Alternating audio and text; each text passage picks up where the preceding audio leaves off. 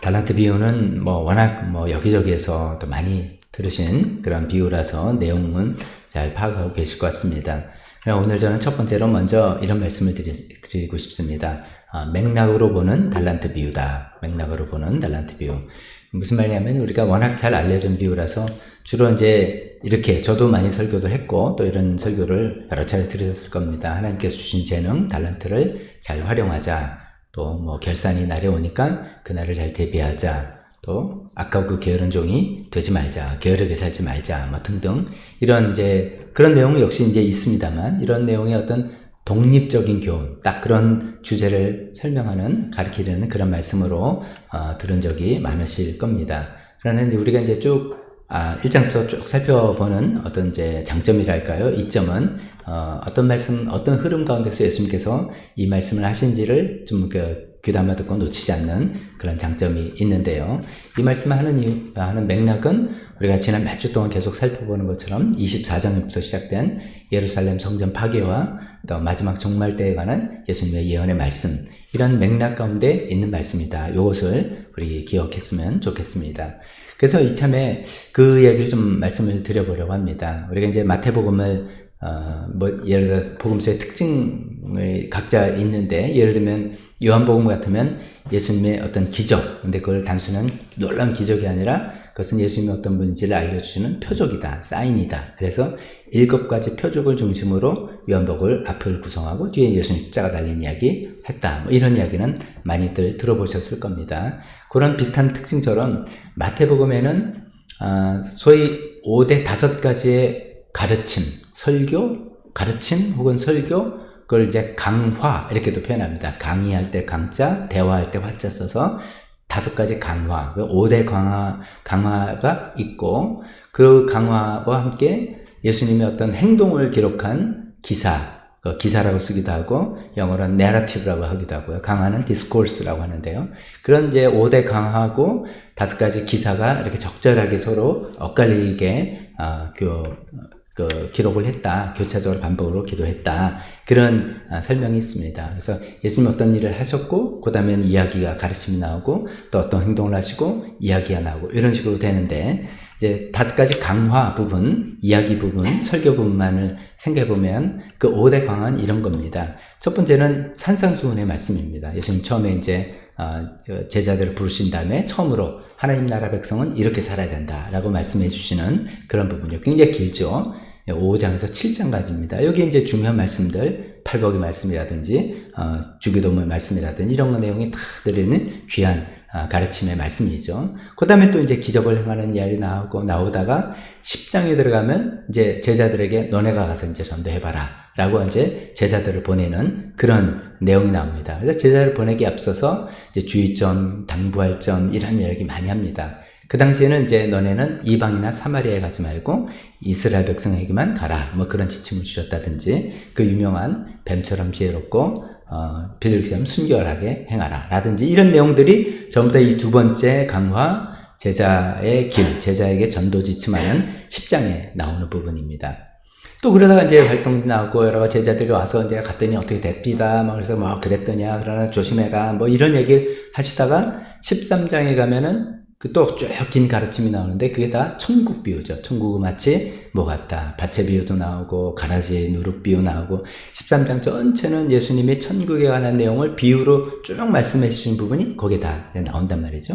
이제 그 다음에 또 이제 뭐 바리새파 사람들 어떤 일이 나오고 누가 병 고치고 뭐 여러 가지 이야기 나오다가 18장에 가면은 하나님의 나라 백성, 천국 백성은 어떤 삶을 살아야 되는지 요것을 또 18장에 이야기하는 내용이 나옵니다. 그러면서 그 유명한 내용들이 천국에서 누가 제일 크냐? 어린아이다. 뭐 그런 이야기를 하신다든지, 너희가 막 자꾸만 죄를 짓거든 차라리 연자맷돌 맺고 그다음에 죄를 짓게 하려면 차라리 연자맷돌 들고 바다에 던져지는 게 낫다. 뭐 이런 말씀이라든지, 교회에서 징계를 할 때 누가 이제 범죄를 하거든 먼저 찾아가고 이야기하고 안 되면 증인 한 명 되고 이런 모든 징계 절차 과정도 28장에 나오고, 마지막으로는 용서에 관한 이야기할 때 1만 달란트 빚진 자와 100데나리온 빚진 자의 비유를 이야기해서 하신 그 부분도, 그러니까 교회 안에서 천국 백성 안에서 용서가 얼마나 중요하냐 얘기를 하시면서 그런 이야기하는 이 모든 내용들이 18장에 나오는 거죠. 이제 것이 네 번째 예수님의 중요한 가르침, 설교 내용입니다. 그리고 이제 마지막 가르침, 설교 내용이 이 24장에서 25장 우리가 쭉 살펴보는 이 내용입니다. 이 내용을 올리브산 강화 이렇게들 표현합니다. 이제 올리브산에서 이제 예루살렘 성전을 마주 보면서 쭉 이야기를 하시는 장면이잖아요. 그 올리브산에서 가르치는 강화 이렇게 표현합니다. 이제 제가 이 말씀을 장황하게 드린 이유는 이 달란트 비유와 그다음 마지막에 나온 양과 염소, 최후의 심판 이 비유 내용이 어디에 위치하고 있는가 이걸 보려고 합니다. 예수님께서 중요한 내용이라고 해서 어떤 5가지 가르침을 쭉 이야기했습니다. 물론 이제 첫 번째가 제일 중요하고 마지막에 이런 것도 아니고 다 중요하긴 하지만 예수님의 가르침의 마지막 5번째 가르침 내용 중에서도 제일 마지막 부분이에요.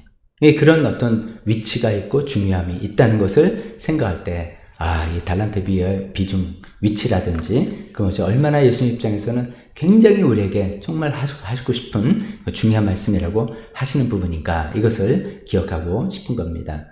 근데 이제 또 다시 이제 복습 지난 한 주 제가 없었기도 했고 또 이것이 자꾸만 그 달란트 비유 같은 것도 다 독립적인 어떤 교훈으로 자꾸만 생각해서 그 안에서만 의미를 따지려는데 그게 아니고 그냥 전체적인 어떤 맥락 성전의 파괴와 종말에 관한 그 맥락을 이야기하는 거기 때문에 다시 한번 그거를 반복해 보겠습니다. 24장부터 시작하는 이 올리브 강화라는 마지막 가르침 예수님의 마지막 말씀의 주요 요점들이 이런 것들이 있죠. 처음에 거짓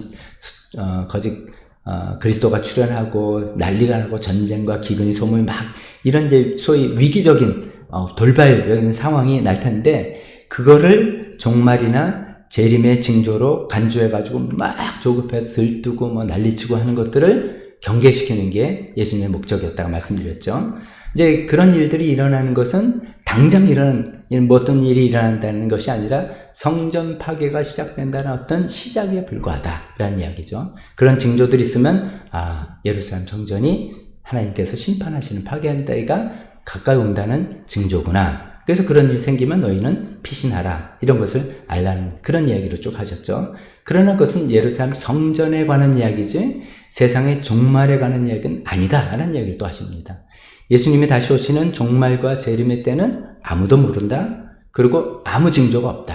그런 얘기를 거듭거듭 여러 비유로 두 사람 갇힌데 갑자기 한 사람 없어지는 거죠. 무슨 징조가 나서 하늘이 어떻게 됐다가 이게 아니란 말이죠. 두 사람이 잠을 자는데 하늘이 갑자기 없어지고 도둑이 갑자기 되니까 아무 징조도 없고 아무도 모르는 때도 예수님 나도 모른다 라고 할 정도로 그렇게 임할 것이라는 것을 이 2가지 사건을 자꾸 대비해서 이렇게 말씀하신 것이죠. 그래서 이제 우리의 관심은 종말과 재림의 때인데, 이제 성전 파괴는 이미 과거의 일이니까. 근데 거기에 관해서 예수님 말씀은 그때는 아무도 모르고 징조도 없기 때문에 너희가 할 일은 깨어서 있는 것이다. 깨어서 있는 것이다라는 것을 또 계속 강조하는 거죠.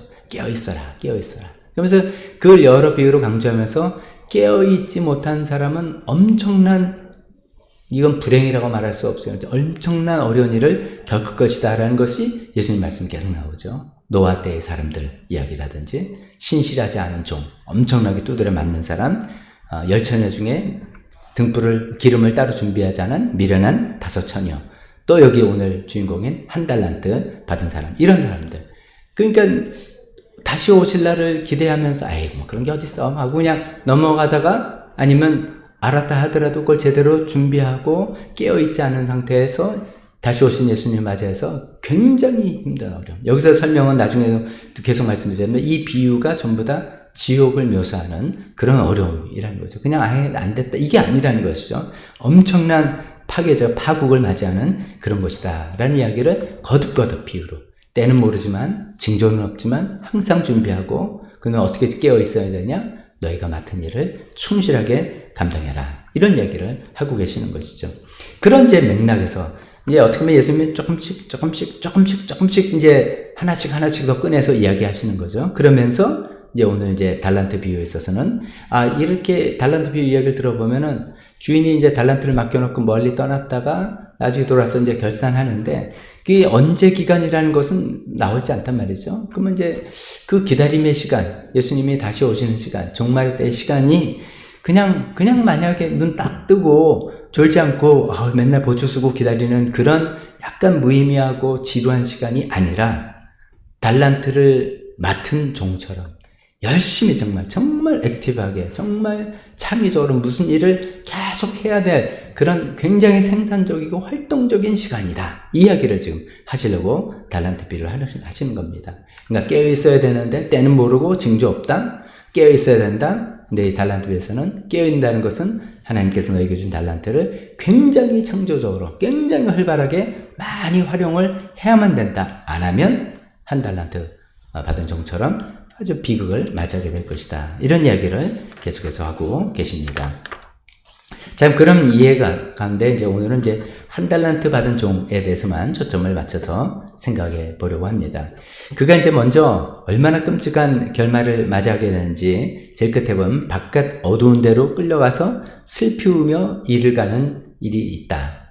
이게 슬피우며 이를 간다는 게 그 당시 유대인들의 어떤 관용 표현입니다. 너무너무 억울하고 너무너무 되돌릴 수 없는 그런 상황에서 억울해하고 막 한탄하고 하지만 소용이 없는 그런 일들을 슬피우며 이를 바닥바닥 간다. 우리말도 그런 거예요. 이를 내가 바닥바닥 간다. 실제로 이를 안 가면서도 그렇게 표현하는 거하고 똑같은 거죠. 근데 바깥 어두운 데서, 그러니까 주인이 있는 빛이 있는 하나님이 없는 곳에서, 그래서 그거를 우리가 지옥이라고 조심스럽게 생각해 보는 거죠.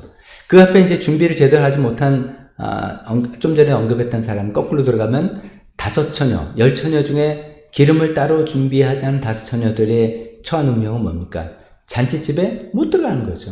잔치집에 못 들어가서 막 뒤늦게 문 두드려서 내가 여기 뒤늦게 왔는데 열어달라 했더니 나는 너희를 알지 못한다. 아니 못 들어가는 것도 충격인데 나는 너희를 알지 못한다. 아니 난 그동안 쭉 예수님 믿고 신앙생활 한다고 열심히 뭐 이렇게 한 사람인 것 같은데 I don't know. 너 몰라. 이렇게 이야기하는 녹음은 절망이지 않습니까? 그런 것이죠. 하나 더 가면은 신실한 종과 신실하지 않은 종. 여기서 신실하지 않은 종이 받게 되는 처벌은 뭡니까? 아니 매 맞는데 사실 그 원어적으로 말씀드렸죠. 조각조각, 몸이 조각조각 난다. 능지처참. 그러면서 슬피우며 이를 간다. 이런 이제 이게 이렇게 하면 잘하면 좋지. 안 하면 참 좀 곤란하지. 골치 아프지. 그러니까 아니라 굉장히 이거는 어쩌면 천국과 지옥 같은 무시무시한 양 갈림길에 있다는 것을 우리가 알 수 있겠습니다. 그러면 이제 한 달란트 받은 종이 왜 이렇게 이 사람은 이제 왜 이렇게 준비를 못했을까? 왜 이런 운명에 처했을까를 한번 생각해 보는 거죠. 문장을 이렇게 성경을 쭉 읽어보면 한 달란트 받은 사람이 앞에 다른 사람들은 이제 다시 오긴 뭘 다시 오셔. 이런 사람들이 좀 있었는데 이 사람은 그것까지는 아니었던 것 같아요. 오시긴 오실 거야. 그랬어요. 참고로 이제 이 예수님의 이런 이야기들이 그 당시의 상황을 반영해서 지금 하시는 겁니다. 당시 사냥은 이제 식민지 시대이니까요. 거기에 이제 돈 많은 부자들, 귀족들이 이제 부재지주라고 합니다. 여기가 내 땅인데 난 여기 살지 않고 여기는 서자기인들한테 맡겨놓고 자기는 좋은 로마나 아니면 저 휴양지 같은 데 살면서 뭐 1년에 한 번, 2년에 한 번 돈 받으러만 오는 거예요. 이제 그런 당시의 상황을 빗대어서 예수님께서 말씀하시고 계시는 겁니다. 근데 이제 분명히 다시 주인이 와서 돈 계산하려고 온다는 건 알고 있었어요. 한 달란트 받은 정도. 그런데 이제 성경을 읽어보면 이 사람은 지금 결국 땅에 묻어둔, 돈을 땅에 묻어둔 이 일이 오해에서 비롯됐다라는 것을 알 수가 있습니다. 크게 두 가지 오해에서 이런 행동을 한 게 아닌가 이렇게 생각해보고 이것을 우리 삶에 한번 적용해 보려고 합니다. 첫 번째 오해는 제일 중요한 건 하나님 주인에 대한 오해인데 첫 번째 저희 생각해 보고 싶은 것은 자기 자신에 대한 오해가 있었다는 거예요. 자기 자신에 대한 오해. 자기는 또 어떤 사람인가? 나는 한 달란트밖에 받지 못한 사람. 난 한 달란트밖에 받지 못한 별 볼일 없는 사람. 뭐 그저 그런 사람. 뭐 그냥 그런 사람. 있으나 마나한 사람. 존재감이 없는 사람. 뭐 이렇게 생각을 하고 있다는 것이죠. 이게 근데 현실적으로 맞지 않잖아요. 한 달란트가 한 달란트가 지금의 가치로 얼마냐. 뭐 16년어치 봉급이다. 누구는 20년어치다. 그래서 뭐 쉽게 말해서 그냥 10억이라고 합시다. 뭐 이 정도로 그냥 쉽게 요즘 물가로 한 10억이라고 생각해도 될 것 같아요. 작은 돈 아니에요. 지금 종인데, 세상에 어떤 종이 10억을 지금 관리해 볼 수 있는 기회를 맞을 수 있겠어요.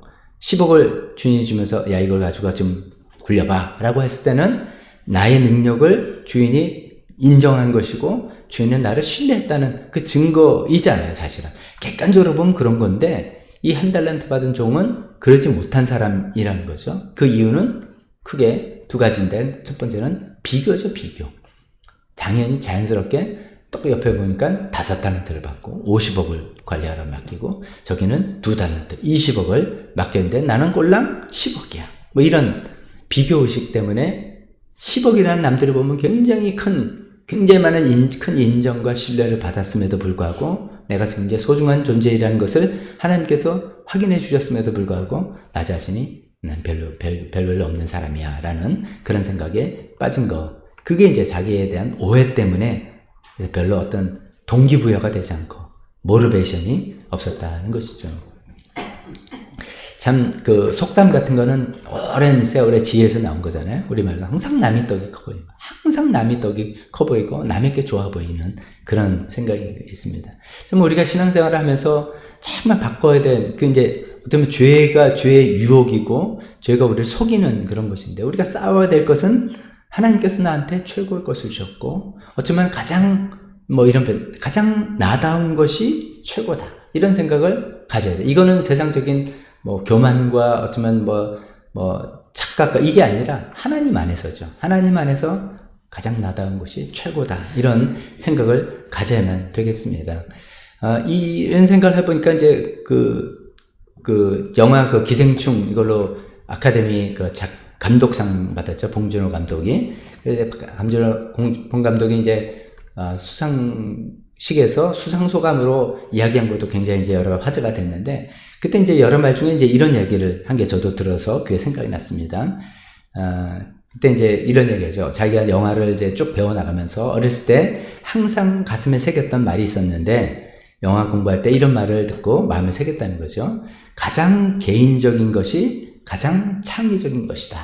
이렇게 표현했어요. 그래서 이제 그때 통역한 여자분이 the most personal is the most creative 이렇게 표현했어요. 가장 개인적인 일이 가장 크리에이티브한 창의적인 일이다 라고 이야기했는데 그 말은 이제 봉 감독이 계속하는 그 말은 여기 앉아있는 위대한 감독 마틴 스콜세이스가 한 이야기다 하면서 또 그 사람을 또 띄어올리기도 하는 센스드 보이라는 그런 수상소감이었어요. 근데 이제 그 말을 이제 생각해보는 거예요. 가장 개인적인 것이 가장 창의적인 것이다. 이걸 우리가 어떻게 생각해 볼 수 있냐면 개개인의 나 같은 별로 이렇게 대단한 것도 없는 개인이 뭐가 있겠어. 그냥 나는 평범한 소시민이지가 아니라는 거예요. 영화 감독의 입장과 어쨌든 세상 입장은 나 개인의 일이 가장 가치 있고 가장 재미있고 가장 창의적이고 가장 귀한 일이라는 거죠. 그것을 생각하지 못하면 일단 이제 감독 입장에서는 굉장한 스토리 없어. 끝내주는 어떤 각본 없어. 이렇게 생각하기 쉬운데 마틴 스콜세이스 감독도 그렇지 않았고 봉준호 감독도 그렇지 않았다는 거예요. 그래서 그런 마음으로 그냥 기생충 영화를 자기가 각본을 쓰면서 그냥 평범한 사람들의 일상적인 이야기들을 잘 조합해서 이런 영화를 만들었다. 그런 이야기 하겠습니다. 사실 그런 면에서 그렇죠. 우리 개개인의 하나님께서 나한테 베풀어 주시고 주신 나의 개인적인 삶 이것이 가장 귀한 삶이죠. 가장 창의적인 하나님께서 나에게 주신 삶을 그냥 있는 대로 살아나가는 것이 가장 창의적인 멋진 인생이 된다. 우리 이 생각을 해야 되겠죠. 남하고 비교할 필요가 없는 것이죠. 그럼 그 사람은 하나님께서 어떤 걸 주셔서 그 사람은 자기 나름대로 자기 삶을 살아가는 거고 나는 하나님께서 이걸 주셔서 내 인생을 아주 가장 멋지고 가장 창의적으로 살아가면 되는 거고 이 생각을 해야 되는데 이 한 달란트 받은 종에는 그것을 하지 못한 그런 것이죠. 비교의식에서 오는 거다라고 생각한다면 그 비교는 또 그 다음에 남들의 인정을 추구하는 것으로 연결되지 않습니까? 남들의 인정에서 자유로워져야 된다. 이게 다 우리가 신앙생활을 할 때 하나님의 뜻을 하나님의 일을 하고 이렇게 했지만 일 이전에 우리가 하나님 앞에서 어떤 사람으로 자유롭게 되어져 가느냐 이 더 중요한 기본 과정인 것이죠. 남들의 인정에서 자유로워지는 것. 우리 현대 삶은 굉장히 많은 정신적인 스트레스에 좀 우리는 다 고통을 당하고 있습니다. 근데 스트레스를 가만히 생각해 보면 남이 주는 게 아니에요. 다 전부 다 자기 자신이 괴롭히는 거예요. 남이 어떻게 할까봐, 남이 어떻게 볼까봐, 남이 어떻게 나를 평가할까봐, 이런 남들을 의식하느라고 내 스스로가 스트레스를 주는 그런 것들이 훨씬 더 많다는 것이죠. 근데 남들의 인정이란 게 우리가 곰곰이 생각해보면 그렇잖아요. 남들의 인정은 수시로 변하기도 하고, 남들은 사실 나 자신에 대해서 그렇게 깊이 관심은 없어요. 그냥 툭 한마디 던진 말이에요. 그냥 별 관심 없이 툭, 오늘 좀 이상하게 입으셨네요. 한마디에 오늘 입은 거를 뜯어지게, 뚫어져 분석을 하고 평가를 하고, 이렇게 해서 한 말이 아니라 그냥 한마디 한 건데, 야, 내가 옷을 이상하게 입는 좀 이상한 사람이란 말인가? 별 생각을 하는 건 나 자신이라는 거죠. 남들의 평가나 남들의 인정에 어느 정도 귀 기울이지만, 그다지 큰 무게를, 그러니까 무시하자는 소리가 아닌 거 아시죠? 거기에 너무 지나친 무게를 두지 말자는 것이죠. 남들이 인정해 주는 것보다 자기 자신이 자기를 인정해 주는 것. 그 자기가 자기를 인정하는 것은 하나님이 나를 인정해 주는 것을 말씀하는 것입니다. 하나님께서 나를 인정하시는 것 때문에 그 하나님의 인정으로 인해서 내가 나 자신을 인정하는 것. 그러면 돼. 남들이 나를 뭐라고 인정해도 괜찮아. 나 자신만이 나 자신을 긍정적으로 건강하게 인정해주면 아무 소용 괜찮은 것이죠. 그럴 때 우리가 스트레스에서 좀씩 자유로워지고, 그래서 남들과 비교해서 자유해지고 남들의 인정에서 자유해지고 이 스트레스에서 자유로워져서 정말 하나님께서 우리에게 맡겨주신 일을 그때 비로소 해나갈 수 있다는 것이죠. 이런 것에 대해 자유함이 없이 어떤 우리가 하나님께 원하신 소위 어떤 일을 한다는 것은 전부 다 무리수가 들어갑니다. 또 하나님의 평가를 얻어내려고 그런 걸 통해서 사람들이 당신 훌륭합니다, 대단합니다, 또 다시는 사람들의 인정을 끌어내려고 하는 무리수의 작업이에요. 그러면 바닥이 나고 힘들고 지치고 관두고 이렇게 되는 것이죠. 그게 아니라 인정과 비교해서 자유로워져서 하나님 앞에서 정말 건강한 마음으로 하나님께서 기꺼이 할 수 있는 만큼, 마음 주시는 만큼, 능력 주시는 만큼 해나갈 때 그것을 하나님께서 우리에게 주신 1달란트 종이 아니라 5과 2달란트 받은 종처럼 살아갈 수 있을 거라 생각합니다. 그런데 이제 좀 한마디만 더 여기서 이제 덧붙여 본다면, 우리가 이제 서울의 수도권에다 살잖아요. 수도권과 서울에 사는데 이 대도시라는 환경이 그렇게 썩 좋은 환경이 아니죠. 비교와 인정에서 자유로워지기 쉬운 환경이 아닙니다. 지금 요즘 전부 다 스마트폰 다 들고 있고 다 뉴스 같은 거 금방금방 손에서 검색해 볼 수 있는, 또 인스타그램이나 페이스북이나 이런 거 여러 거 동영상 유튜브나 이거를 너무나 손에 갖고 있는 이 시대는 비교와 인정에서 자유롭기가 정말 쉽지 않은 환경이죠. 그래서 우리가 더 영성훈련을 해야 됩니다. 그냥 비교해서 자유롭자, 남들이 말하면 그건 어때, 안 되는 거예요. 너무 많은 유혹과 너무 많은 것들이, 시선들이 느껴지기 때문이죠. 그래서 우리가 영성훈련하고 내 마음을 다스리는 훈련하고, 그 외부의 시선도 우리가 가지면서 활동도 해야 되고 현실을 살아가야 되지만, 더 많은 시간을 내면에 돌리고 내면을 집중하고, 이 내면이라는 것은 하나님께서 나를 어떻게 보시고 하나님께서 나를 어떻게 인정해 주시고 하나님 앞에 있는 나 자신은 어떤 사람이고 하나님께 집중하고 하는 이런 시간들, 기도와 말씀을 읽고, 말씀도 그냥 있는 게 아니라 그 말씀을 내가 씹어서 그 한마디 말씀을 통해서 하나님이 나한테 해주신 말씀을 듣고, 또 기도로 소화하고 하나님을 늘 의식하고 살고, 성령님께서 찬송할 때, 기도할 때, 성경 읽을 때, 할 때, 생각할 때, 대화할 때, 결정할 때 늘 성령님께서 나를 인도해 주시는 것을 의식하고 살아가는 이 노력들, 훈련들, 이런 것이 있을 때 비로소 비교와 남들 인정에서 자유로워질 것 같습니다. 다른 말로 해서 제가 지난번에 뿌리 깊은 인생 시리즈에서 말씀드린 것처럼 용서, 또 다시 한번 생각해 봅시다. 용서, 연민, 사랑.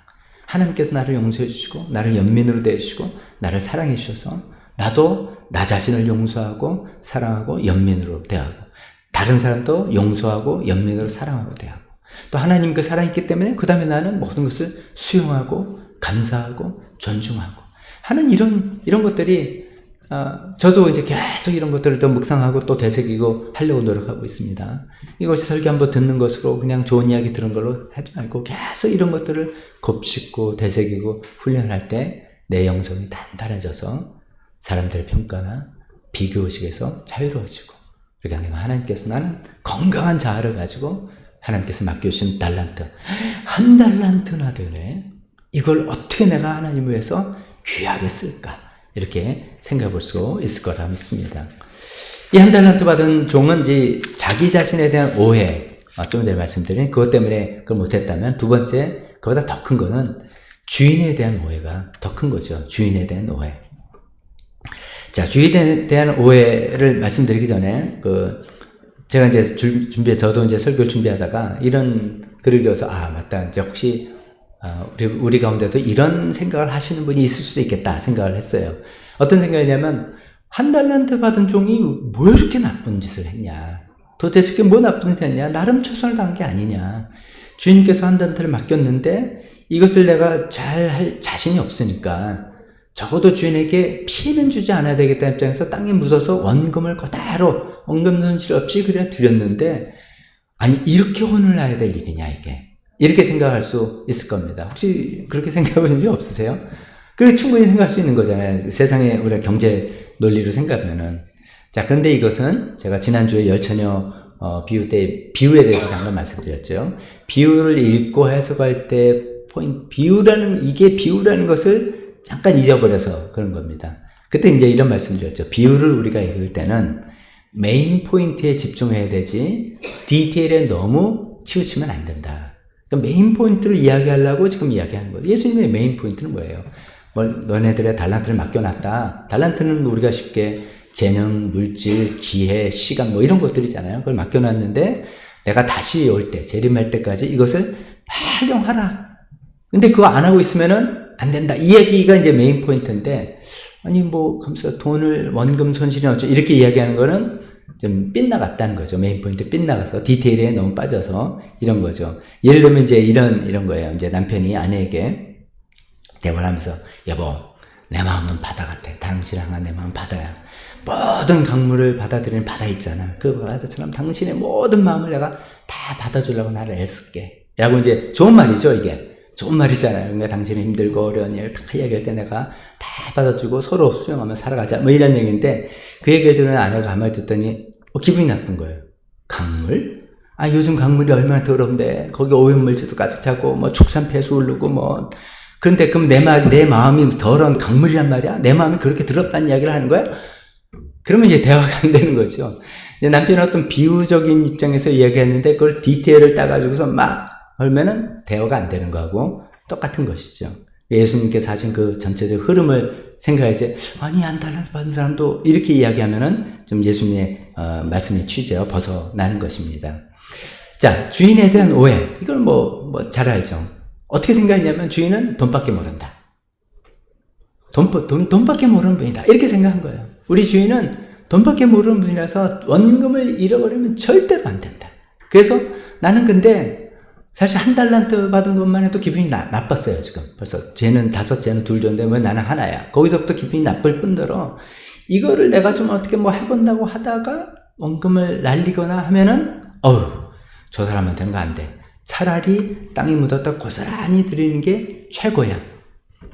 이제 여기서 그 대화 가운데 차라리 이자를 주지 이런 얘기도 하지만 생각해봤을 수도 있어요. 괜히 이자 돌리 하다가 그것도 저 사람한테 사기당할 수 있어. 이렇게 생각했는지도 몰라요.